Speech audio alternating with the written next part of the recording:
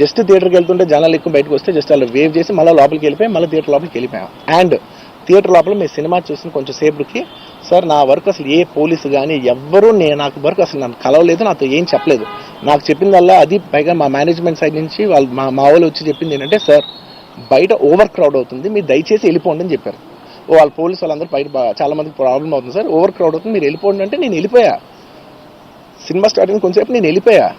నేను మా వైఫ్ అందరూ మేము బయటకు వచ్చాం అంతే. నాకు అసలు ఆ తర్వాత నెక్స్ట్ డే నాకు తెలిసింది ఒక లేడీ ఇలా ఉందంట, కళ్ళు తిరిగి పడిపోయిందంట, ఆ తర్వాత ఆవిడ పాపం చనిపోయిందంట, ఇలా యూనో కిడ్ ఉన్నాడు అంటే నేను షాక్లో గురయ్యా. అంటే నాకు తెలియదు అసలు నెక్స్ట్ డే వరకు నాకు అసలు తెలియదు. I had no idea. ఎందుకంటే నేను నా పిల్లోనే పక్కన పెట్టుకున్నా, నా వైఫ్ నా కొడుకు నా కూతురు థియేటర్లోనే ఉన్నారు. నాకు తెలీదు. నిజంగా అలా జరుగుండుంటే నాకు తెలుసుండుంటే నేను వాళ్ళు తీసుకుని వెళ్ళిపోతాను కదా, మినిమం కదా, ఎవరైనా వాళ్ళ పిల్లలు వాళ్ళు తీసుకుని వెళ్ళిపోతారు కదా. నాకు తెలియని కూడా తెలియదు. సరే పిల్లలు వాళ్ళు చూసుకుంటారు, మనం వెళ్ళిపోతే క్రౌడ్ క్లియర్ అయిపోతే ప్రాబ్లమ్ సాల్వ్ అయిపోతే నేను వదిలేసి వెళ్ళిపోయా. అలాంటిది నాకు తెలిసి కూడా నేను సినిమా చూస్తూ ఉన్నాను, ఇలాంటి ఫాల్స్ అలిగేషన్స్ వస్తే చాలా బాధ వేస్తుంది. పిల్లలు ఉన్నారు సార్, పిల్లలు వదిలేసి వెళ్ళిపోతాను నేను. నాకు నా పిల్లలు అంటే ఎంత ఇష్టం తెలుసు, ఎవరైనా ఉంటారు కదా తీసుకుని వెళ్ళిపోతారు కదా. అలాంటి నాకు క్లూ కూడా లేదు.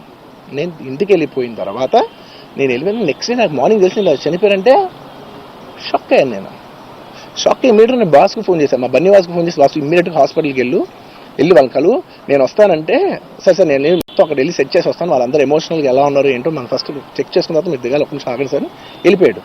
వెళ్ళిపోయిన తర్వాత వాసు నేను వస్తానంటే సార్ మీరు రావద్దు ప్లీజ్, దయచేసి మీరు హాస్పిటల్ రావద్దు, ఇక్కడికి గందరగోళం అయిపోతుంది, నిన్న నైట్ మీరు థియేటర్కి వెళ్ళారు, ఇష్యూ అయింది, యూనో చాలా ప్రాబ్లం అయింది, ఇప్పుడు మీరు హాస్పిటల్కి వచ్చి మళ్ళీ ప్రాబ్లం అయితే మాత్రం సార్ చాలా ప్రాబ్లం అవుతుంది సార్, నేనే వాళ్ళని కొంచెం వాళ్ళ రిచువల్స్ అన్నీ అయిపోయిన తర్వాత మీ దగ్గర తీసుకొస్తానని చెప్పాడు. ఓకే అని వెయిట్ చేసేసరికి ఇమీడియట్గా ఏం చెప్పారు సార్ మేమనుకోవద్దు, వాళ్ళు మీ మీద కేసు ఫైల్ చేశారు, ఇప్పుడు మీరు వాళ్ళు కలవడానికి లేదంటే నేను మా లీగల్ టీం అదేం పర్లేదు వాసు నేను వచ్చేస్తాను. నేను కొంచెం మూర్ఖంగా మాట్లాడుతుంటే సార్ మా లీగల్ టీం చాలా స్ట్రిక్ట్గా చెప్పింది sir they file the case on you, మీరు ఇప్పుడు వెళ్తే legally it is not right thing to do, please don't go అని చెప్తే అప్పుడు ఆగాల్సి వచ్చింది. సార్ నాకు ఒక్కటే విషయం చెప్తా సార్, ఎవరో వైజాగ్లో చనిపోతేనో లేకపోతే చనిపోతున్నారంటేనో లేదంటే విజయవాడలో చనిపోతున్నారంటే ఒక పెద్ద ఆవిడంటేనో లేదంటే చిరంజీవి గారి ఫ్యాన్స్ మన నూర్బాయ్ లాంటి వాళ్ళు లేదంటే కళ్యాణ్ గారి ఫ్యాన్స్ మన ఎవరో అంటేనే వాళ్ళందరికీ నేను వెళ్ళి పర్సనల్గా సార్ ఇక్కడ నుంచి విజయవాడ వెళ్ళాను సార్ ఎవరినో కలవటానికి, ఒక లేడీని, ఒక వైజాగ్ వెళ్ళాను ఇక్కడ నుంచి ఎక్కడో ఉప్పలు ఉంటే ఎక్కడో దాటుంటే ఎక్కడికో వెళ్ళాను. అలాంటిది నా ఓన్ ఫ్యాన్స్, నాకు నా ఫ్యాన్స్ అంటే ఎంత ఇష్టం మీ అందరికీ తెలుసు, అలాంటి నా ఓన్ ఫ్యాన్స్ నా ఓన్ థియేటర్లో నేను ఉన్న ప్రెమిసెస్లో అలా జరిగిందంటే నేను వెళ్ళి కలవనాలని, వాళ్ళు కలవాలి నాకు ఉండదా, అది మినిమం కదా. అసలు ఎవడైనా వెళ్ళి కలుస్తారు, ఎందుకు కలవను నేను కలవకపోవడానికి ఎన్లీ రీజన్ ఏంటంటే I'm legally I'm tired, I can't go. అంత మాత్రం నేను స్పందించలేదు అని అనడానికి కూడా లేదు. సో నాకు ఏం చేయాలో తెలియక నెక్స్ట్ డే సరే వాసు మనం వెళ్ళకపోతే బాగోదు, ఏం చేయాలో తెలియక అప్పటికప్పుడు ఒక వీడియో పెట్టా. ఎందుకంటే నేను కూడా షాక్లో ఉన్నా, జెన్యున్లీ నేను కూడా షాక్లో ఉన్నా. అరే ఇలా అయింది ఏంటి, ఎటు కాకుండా హాఫ్ ఉన్నాను నేను జెన్యున్ చెప్పిన హాఫ్ ఉన్నాను నేను, ఇప్పుడు కూడా కొంచెం హాఫ్గానే ఉన్నాను నేను. నాకు తెలుస్తుంది నేను కరెక్ట్గా సెంటర్డ్గా లేను, కొంచెం ఆఫ్లోనే నాకు తెలుస్తుంది. ఎనీవేస్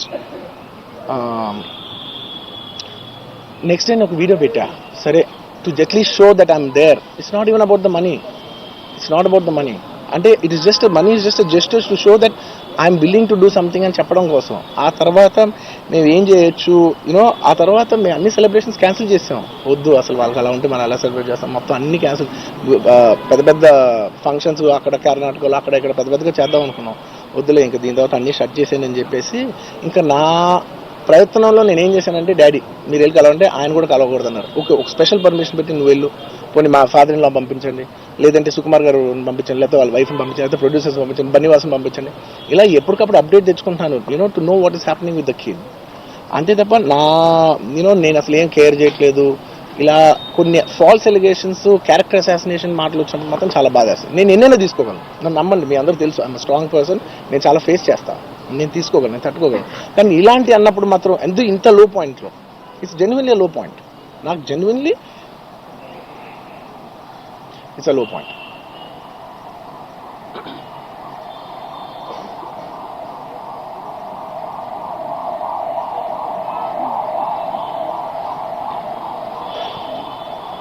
నేను సినిమాలు చేసేదే మీరు థియేటర్కి వచ్చి ఎంజాయ్ చేయాలని, అలాంటి థియేటర్లు ఇంత మిస్హాప్ అయితే ఎంత బాధపడతాను నేను. Yeah, sorry. Anyways, what I wanted to say,